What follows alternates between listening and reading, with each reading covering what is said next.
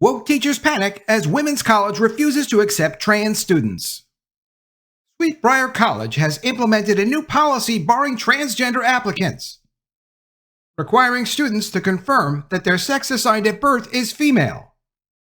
There are not many women's colleges, and they're primarily for women. They are women's colleges. A women's college is a private institution of higher education that primarily admits female students. There are often liberal arts colleges that grant bachelor's degrees. But how do they fit in with the transgender agenda?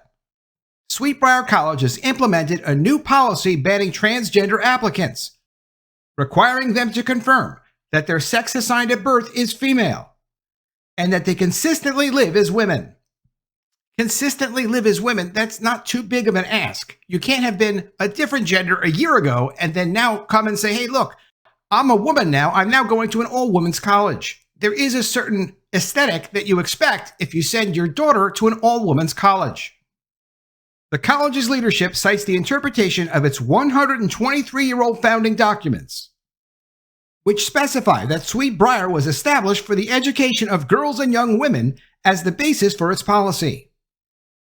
The decision has sparked opposition from students, alumni, and faculty, though you can expect most of it is coming from the faculty. And there are groups calling for the policy's reversal, and some alumni threatening to withdraw donations. I mean, if you're an alumni of a women's college, you did go there as a woman, so you can either support it or not, but for them to continue that doesn't seem so outlandish. Briar's strict adherence to its founding documents is not new.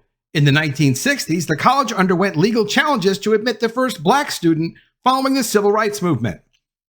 Transgender admissions policies differ across the U.S. in women's colleges, with some offering more inclusivity, while others, like Briar, enforce stricter gender-based admissions criteria. I mean, gender-based admissions criteria, it is a women's college. Why even call it a women's college if you're not only going to accept women there?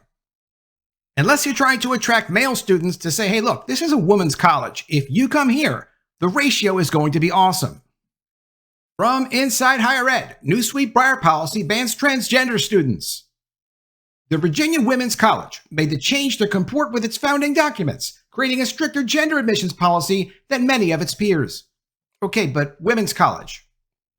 In a move that has upset students, alumni, and faculty, Briar College announced earlier this month that it was changing its admissions policy and will no longer accept transgender applicants.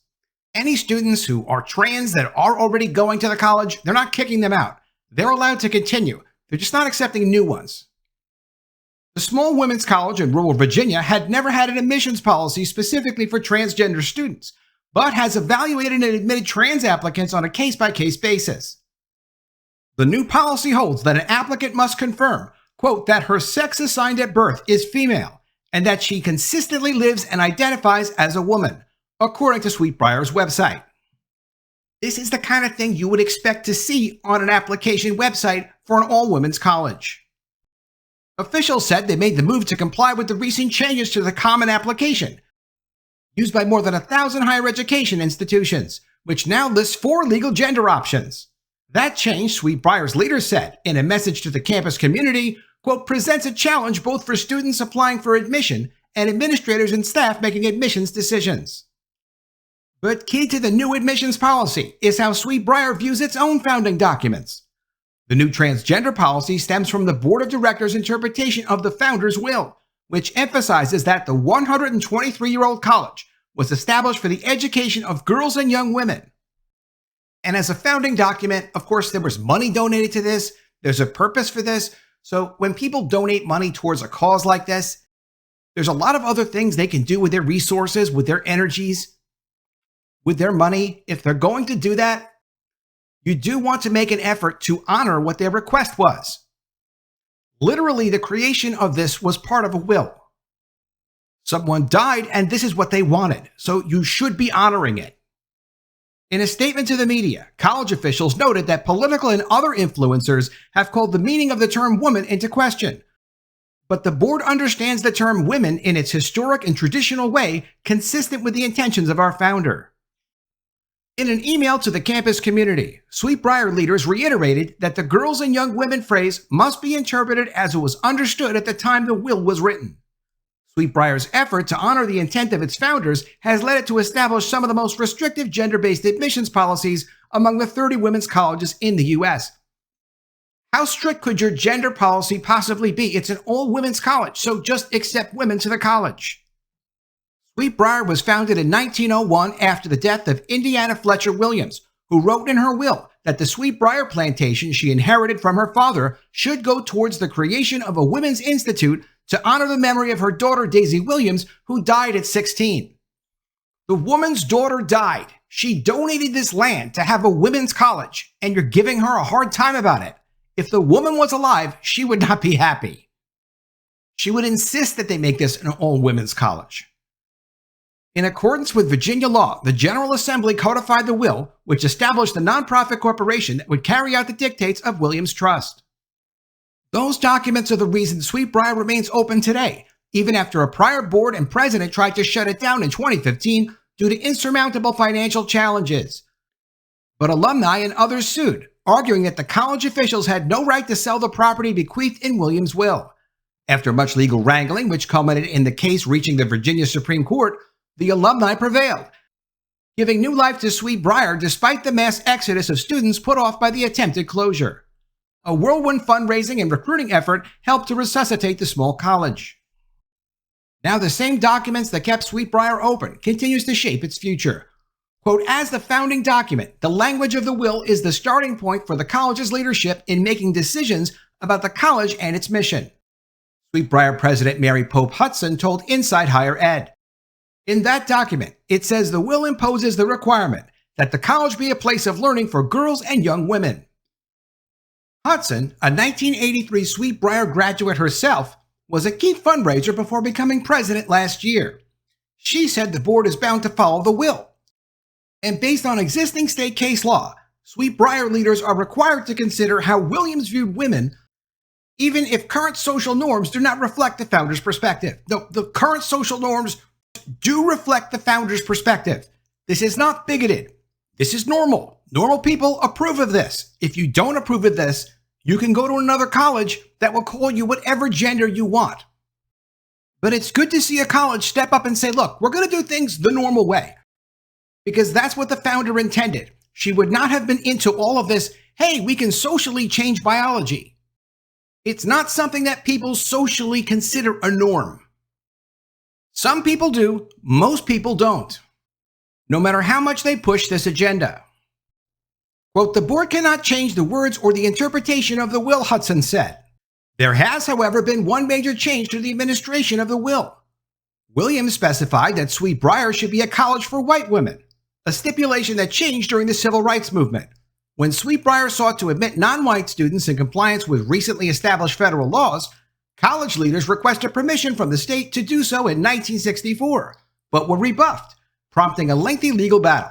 The first black student was eventually admitted in 1966 under a temporary order. The racial restriction was officially lifted by a court in 1967. Fine, take it to court. No one has a problem with that. No one has a problem with people being treated equally based on merit to apply to a college. If one of the standards is biological female, then that's the standard. You don't have to go to that college. Go wherever you want to go. But don't expect every man, woman, and child to buy into this being some new social norm that would have been considered ridiculous just 10 years ago. Even today, generally speaking, people can be who and whatever they want to be, but not everybody's going to be involved with that. Especially not conservatives, especially not normal people. As news of the revised policy spread on campus, students expressed disappointment. Isabella Paul, a transgender and non-binary student and president of Sweet Briar Student Government Association, said the move sparked widespread opposition on campus. Do you think maybe they could have gone to someone other than Isabella Paul if they are sort of biased about this whole thing? I mean, maybe they'll have another person speaking, but we don't know. Numerous organizations were speaking out against it.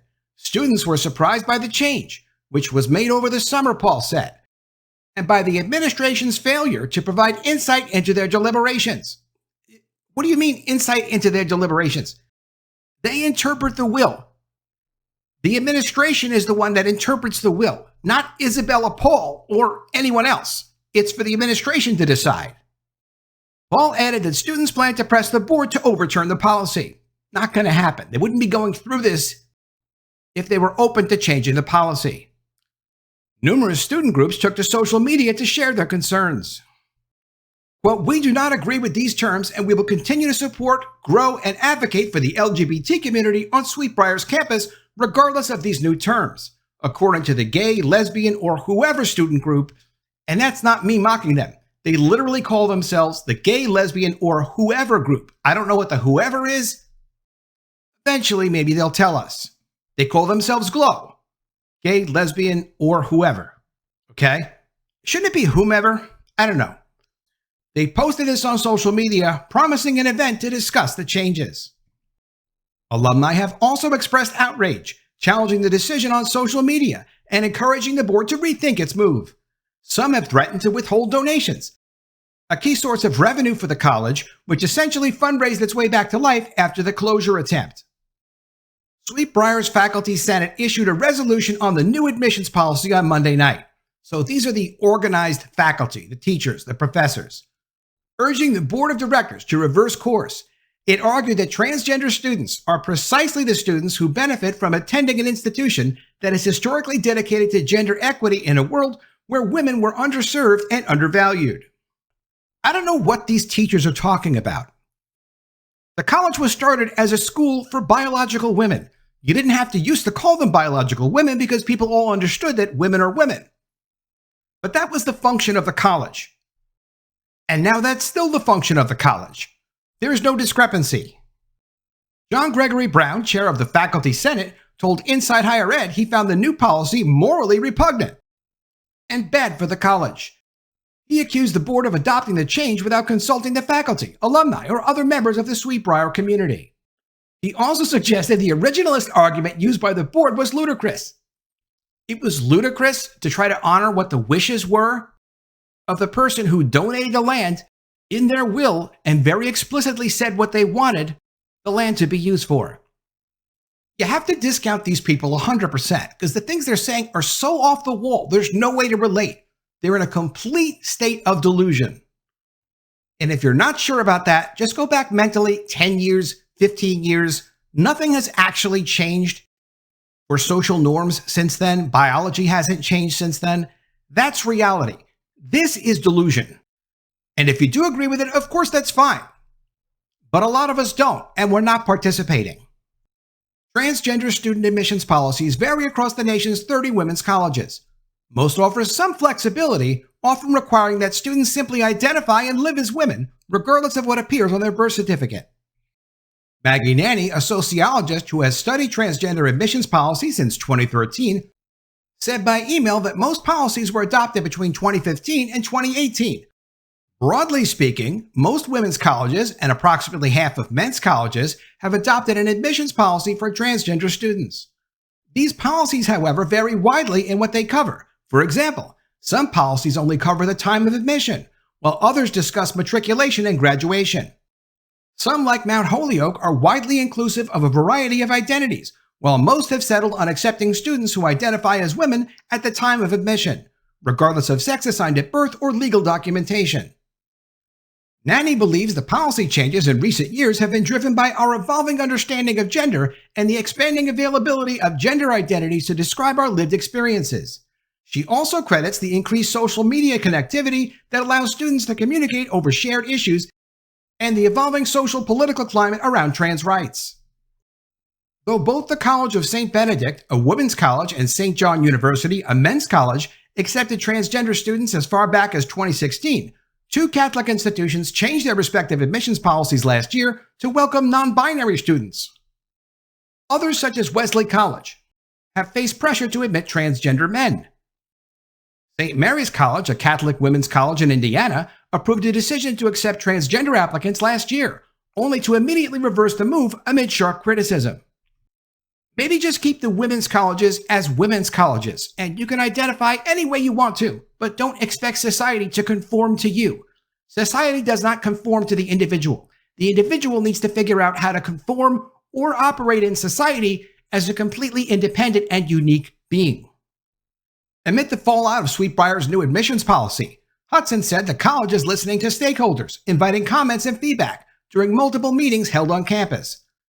But Hudson stressed that Sweet Briar is unlike its peer institutions and that it's bound by a guiding document that is more than 100 years old. Quote, none of the other women's colleges are governed by a will and donor intent, and a document that was actually codified into law in the Virginia General Assembly, where a category of one, Hudson said. Anyone can be who and whatever it is that they want to be. They have to generate credibility for that. Not everyone's going to buy into it if you say you're an excellent dancer, or if you say you're a woman, or if you say you're a man. They may ask you to prove it. They may take it at face value. Society is not designed to conform to the individual. The individual needs to either conform to society or operate on their own independently. Women's colleges ought to be women's colleges. Men's colleges ought to be men's colleges. There's an aesthetic associated with a single gender kind of institution, and to make it impossible for other students to enjoy that kind of institution, that kind of experience, is just plain wrong. None of us can expect to be welcome wherever we go, regardless of gender. Just wherever we go, we have to go where we're wanted. If you're not wanted at an institution like this, it's not the institution for you.